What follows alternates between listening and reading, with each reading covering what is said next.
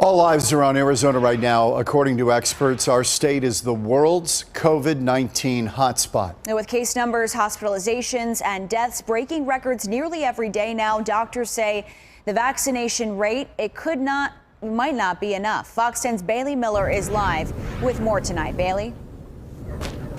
Christina, doctors are saying these numbers that we're seeing are astonishing. They're saying we're dealing with a number of issues here in the state. One of those being they say testing is not widely available. And also, even though the vaccine is out, it's still not coming fast enough.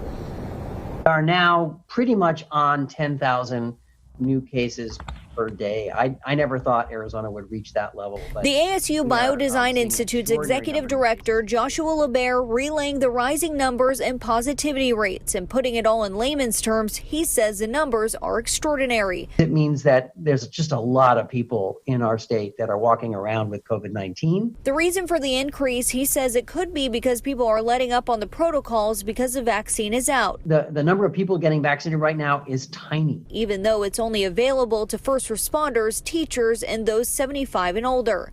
Dr. Joe Gerald, a professor of public health policy and management at University of Arizona, says at the rate the virus is growing, the state won't be able to vaccinate its way out. Our outbreak is progressing so quickly and vaccine is being rolled out so slowly that we will unfortunately achieve natural immunity to COVID-19 before we will be able to achieve vaccine-induced immunity. He says one of the ways to save lives right now is to impose a lockdown or focus on altering business at places like restaurants, movie theaters, and gyms. The state has not put in place the appropriate incentives to allow people to stay at home and to quote-unquote do the right thing.